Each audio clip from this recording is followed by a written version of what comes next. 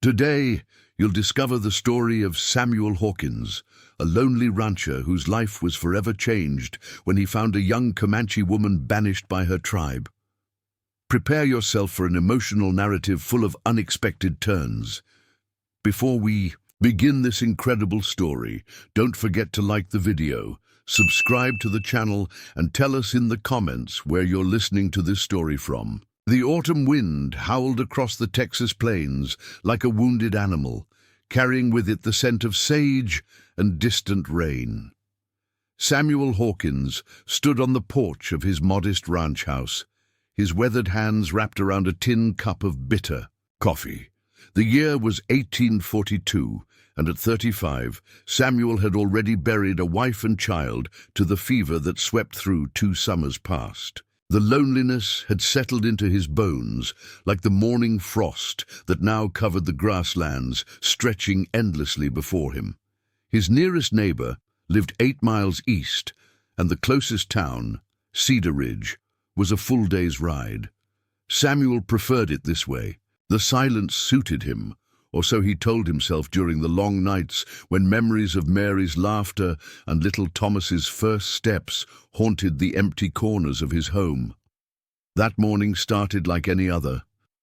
Samuel had risen before dawn to tend to his small herd of longhorns, checking the fence line that marked the boundary between his land and the vast wilderness beyond. It was near the creek, where the cottonwoods grew thick and the water ran clear even in the driest months, that he first saw her. At first, he thought his eyes were playing tricks. A figure lay motionless among the river stones, partially hidden by the tall grass. Samuel's hand instinctively moved to the Colt revolver at his hip.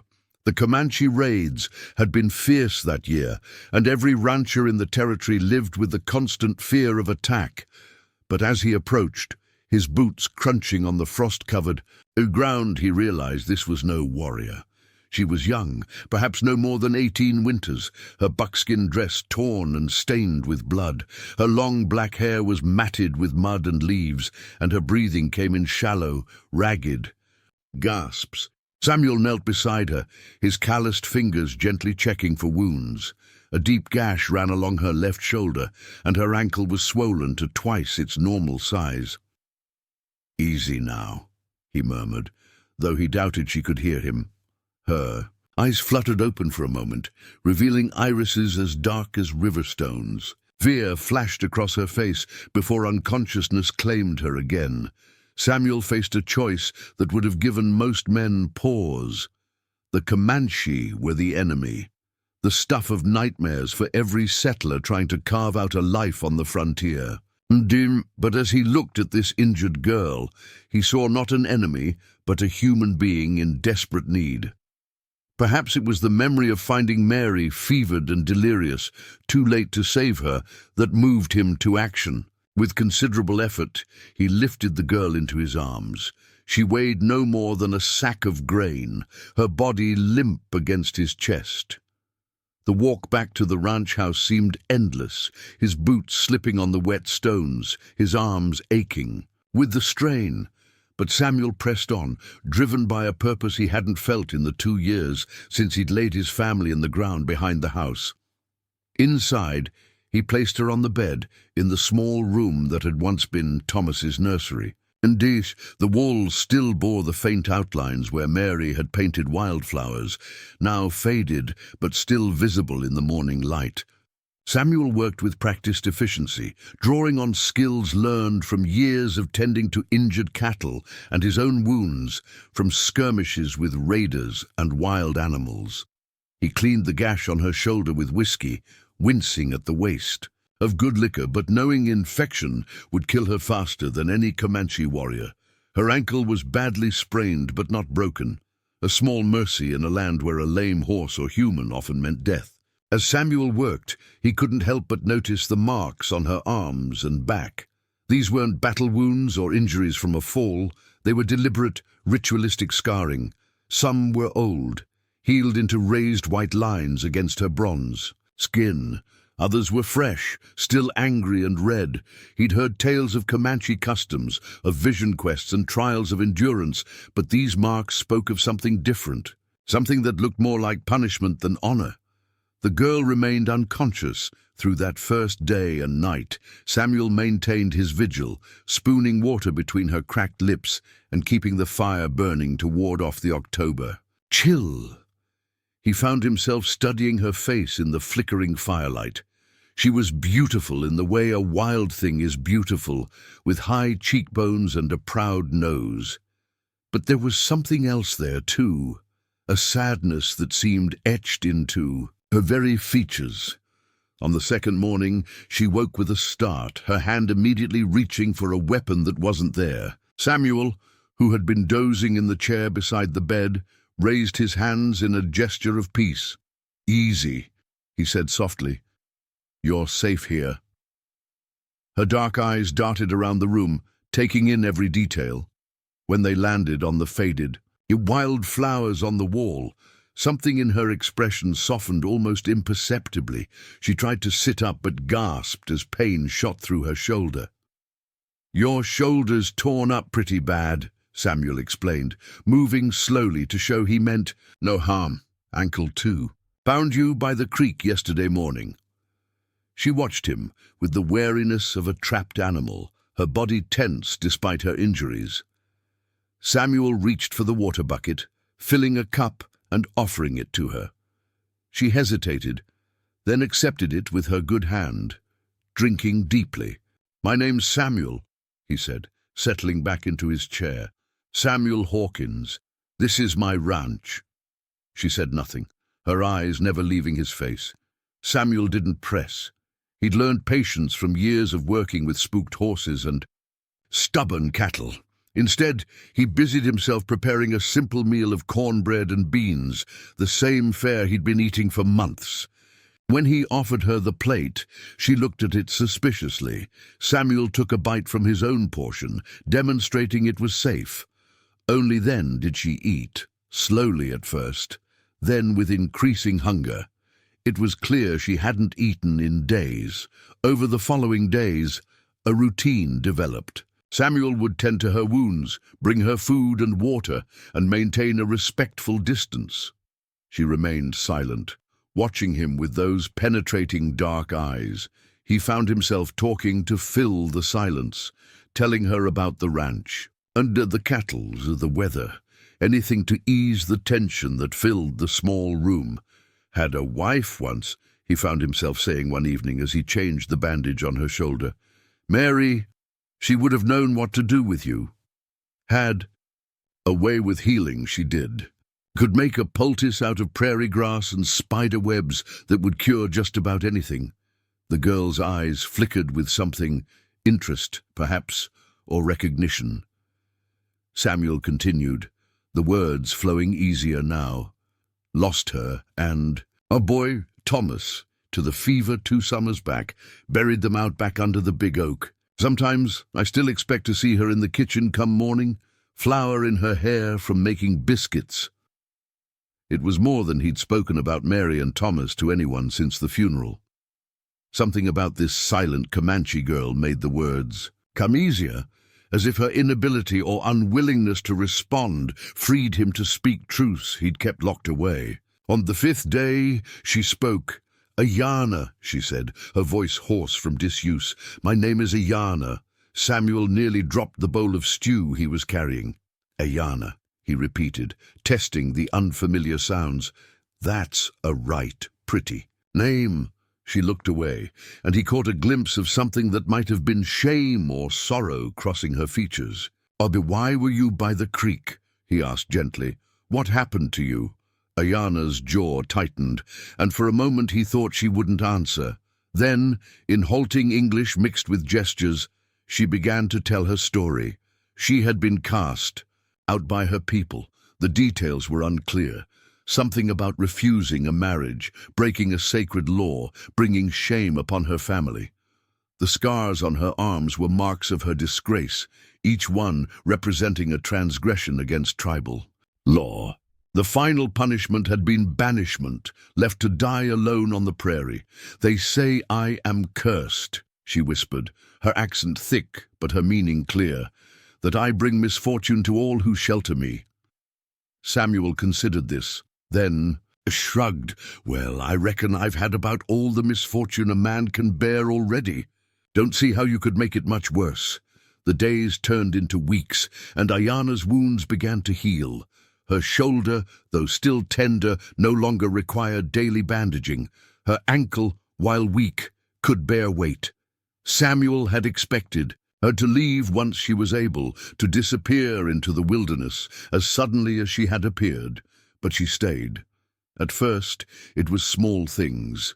He would return from tending the cattle to find the house swept clean, the dishes washed. Then she began preparing simple meals, using ingredients he didn't even know he had, creating flavors that were foreign but not unpleasant to his palate. She moved through the house like a ghost, silent and efficient, always careful to maintain a proper distance. The arrangement should have been uncomfortable. A white rancher and a Comanche woman under the same roof. It went against every social convention of the frontier. But Samuel found her presence oddly comforting. The house no longer echoed with emptiness. There was someone to share the evening meal with, even if they ate in companionable silence. One evening, a norther blew in, dropping the temperature and bringing the first snow of the season. Samuel struggled to get the cattle into the shelter of the canyon, working alone as he always did. When he finally returned to the house, frozen and exhausted, he found Ayana had prepared a hot bath and laid out dry clothes by the fire.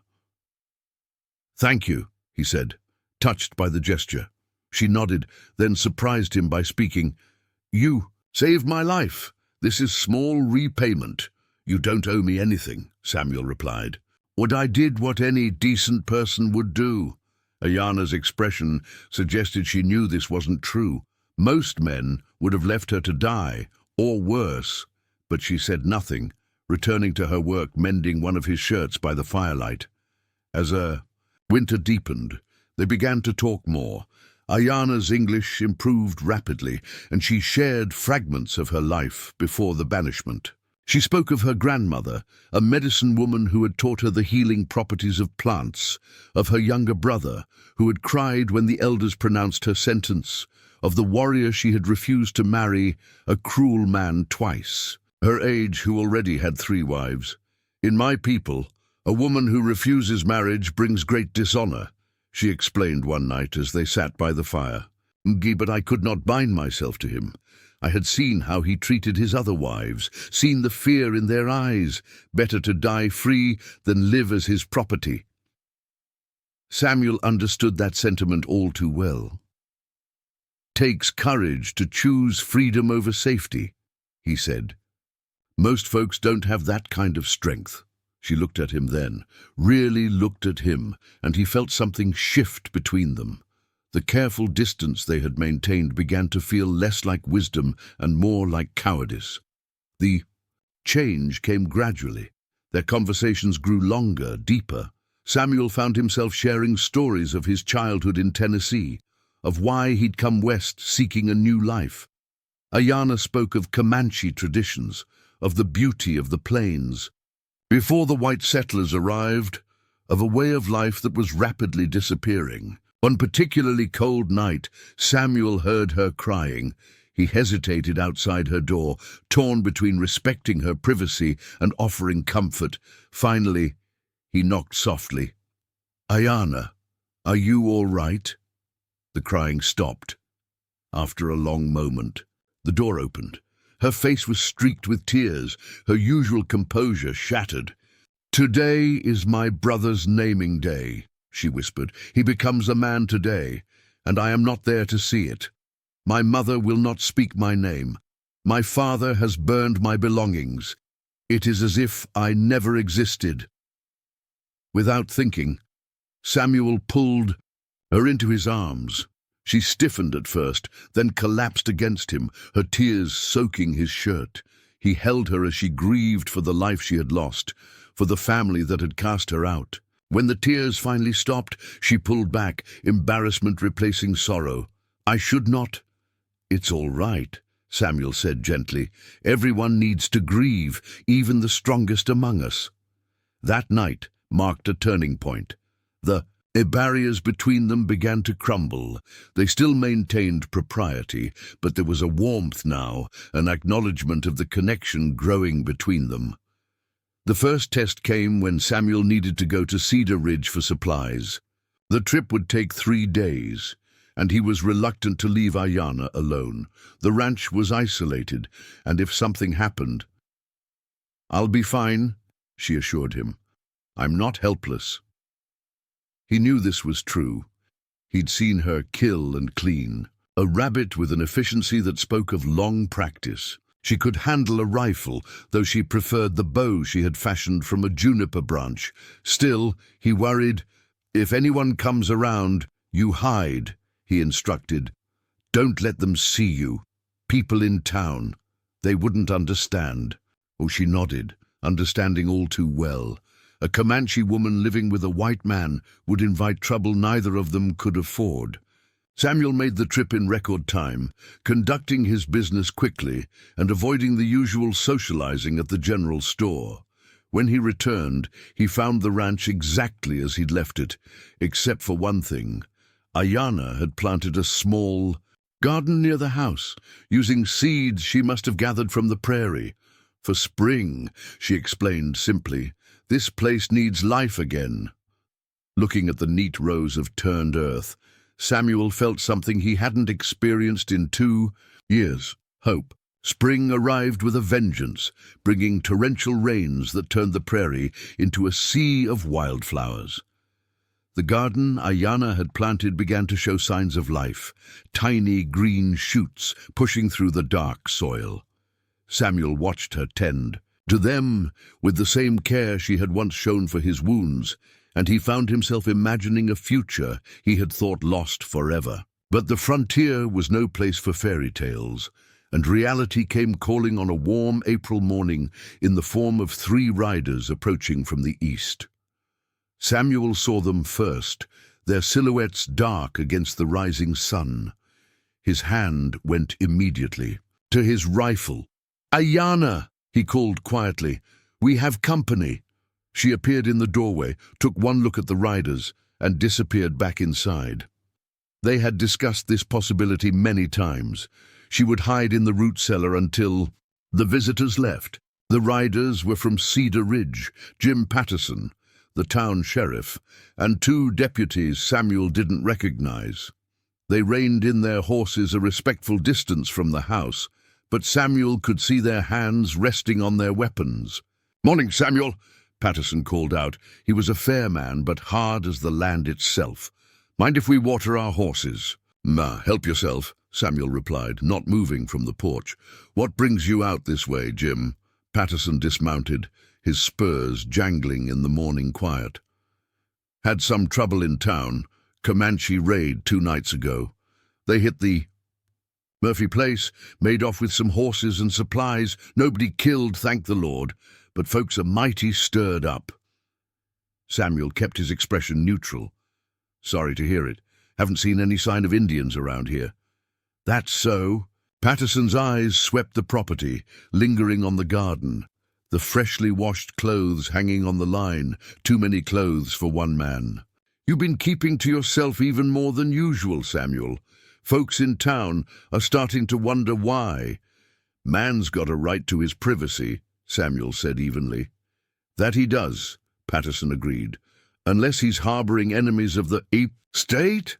The 2 deputies had spread out, one heading toward the barn, the other circling around the side of the house. Samuel's jaw tightened. "You calling me a traitor, Jim?" "Not calling you anything," Patterson said, "but there's, been talk. Marcus Webb says he saw smoke from your chimney when he was riding the boundary last month. Says it smelled like Indian cooking." Samuel forced a laugh.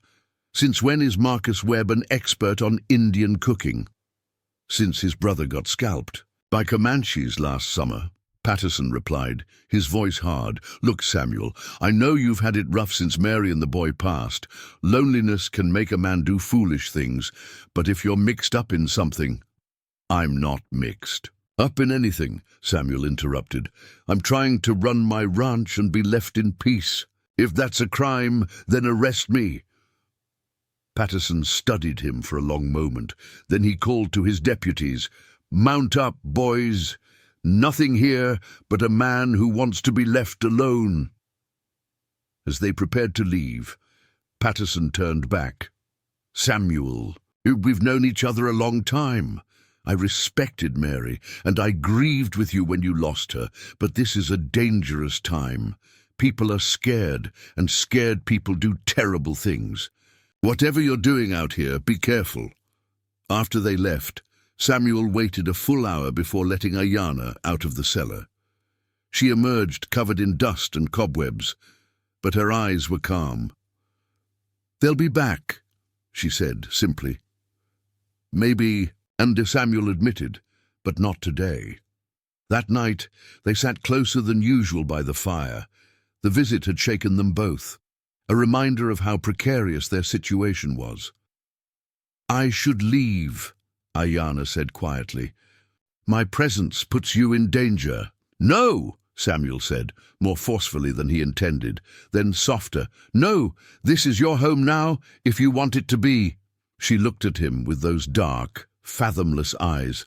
"And if they come back, if they find me here, then we'll face it together," Samuel said. "I've lost everything I cared about once. I won't let fear drive away. I won't lose you too." The words hung between them, heavy with meaning.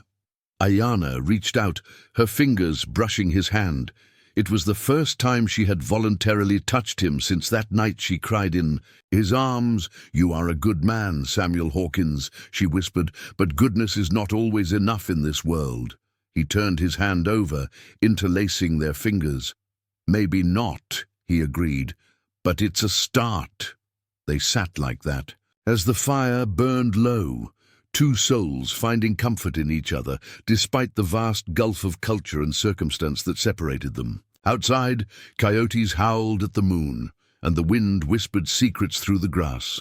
But inside the small ranch house, there was warmth and hope, and the fragile beginning of something that might, with luck and courage, grow into love. Summer brought both bounty and danger to the ranch. Ayanna's garden flourished, providing fresh vegetables that supplemented their diet of beef and cornmeal. The cattle grew fat on the rich grass, and Samuel began to think about driving them to market in San Antonio come fall. For the first time in years, the future seemed bright with possibility. But the frontier had a way of crushing dreams. Just as they began to bloom, it started with small things. Cut fence lines that Samuel attributed to wildlife, missing cattle that he assumed had wandered off. Then came the morning he found a Comanche arrow embedded in his barn door, AJD, clear warning. "It's from my people," Ayanna said, her face pale as she examined the arrow. "Do they know I'm here?" "How?" Samuel asked, though he suspected he knew the answer. Someone in town had talked, and word had reached the Comanche camps. "There are always eyes watching," Ayanna replied. "My presence here is an insult. To them, a woman who chose exile over obedience, now living with their enemy. They will not let this stand." Samuel pulled the arrow from the door and broke it over his knee. "Let them come. This is our land, our home. I'll not be driven off by threats." But Ayanna knew better than to underestimate her former people. She began preparing, gathering medicinal herbs, reinforcing the shutters, teaching Samuel the warning calls of different birds that might signal an approach. Her fear was palpable, but so was her determination. The attack came on a moonless night in August. Samuel woke to Ayanna's hand on his shoulder, her whisper urgent in his ear. "They're here!" He grabbed his rifle and moved to the window. In the darkness, He could see nothing, but he trusted Ayana's instincts. Sure enough, moments later, a fire arrow arced through the night, landing on the barn roof. "The cattle!" Samuel started for the door, but Ayana held him back. "It's a trap. They want to draw you out." She was right. As soon as the words left her mouth, war cries split the night. Samuel counted at least 6 warriors, maybe more. They were outnumbered and outmaneuvered. "The cellar," Samuel said. "We can defend." "No." Ayana's voice was firm. "But I know who leads them. Black Wolf, the warrior I refused. He will burn the house to the ground before he lets me escape again." She moved to the chest, where Samuel kept his ammunition. But instead of bullets, she pulled out something wrapped in deerskin. Her movements were practiced, as she revealed. A beautifully crafted knife, its handle decorated with beadwork. "My grandmother's," she explained. "I saved it when they cast me out." "Ayana, what are you—" "I'm going to end this." She moved toward the door, but Samuel caught her arm. "You're not going out there alone. This is my fight, Samuel, my past catching up with me. You don't have to—" "Yes," he interrupted. "I do. We face this together, remember?" She looked at him for a long moment, then nodded. "Together." They stepped out onto the porch, weapons ready. The barn was fully ablaze now, casting dancing shadows across the yard. The warriors emerged from the darkness, painted for war, their faces masks of fury. Black Wolf stood at their center, a massive man with scars crisscrossing his chest. He spoke in Comanche, his words harsh and guttural. Ayana translated, and her voice steady. "He says I have brought shame upon our people, that my defiance has weakened the tribe. He offers me a choice. Return with him as his wife, or die here with the white man who corrupted me." "Tell him," Samuel said, and raising his rifle, "that you've made your choice, and if he wants a fight, he'll get one." Ayana spoke, her words carrying across the yard. Black Wolf's face contorted with rage. He raised his war lance, and Samuel knew the talking was over. The battle was brief, but vicious. Samuel's rifle took down 2 warriors before they could close the distance. Ayana moved like a shadow, her knife finding its mark with deadly precision. But they were still outnumbered, and Black Wolf was a formidable opponent. In the end, it came down to Samuel and Black Wolf, circling each other in the firelight. The Comanche warrior was younger, stronger, faster, but Samuel fought with the desperation of a man defending everything he held dear. The fight ended when Ayana, bleeding from a gash on her arm, drove her grandmother's knife between Black Wolf's ribs. He fell to his knees, looking at her with a mixture of shock and something that might have been respect. He spoke one last time, his voice weak. Ayana's tears flowed as she answered him. Then he was gone, and the surviving warriors melted back into the darkness, carrying their dead with them. "What did he say?" Samuel asked, pulling Ayana into his arms. "He said I was no longer Comanche, that I had chosen my path and must walk it to the end." She buried her face in his chest. "He released me from my banishment. I am free." As dawn broke over the smoldering ruins of the barn, Samuel and Ayana stood together, battered but alive. The ranch could be rebuilt. The cattle lost could be replaced. What mattered was that they had survived, and in surviving had forged something unbreakable between them. "Then marry me," Samuel said suddenly. "I know it won't be easy. People will talk, some won't accept it, but I don't care. You're my family now, Ayana, the only family I want." She looked up at him, her dark eyes bright with tears and hope. "Yes," she whispered. "Yes, Samuel Hawkins, I will marry you."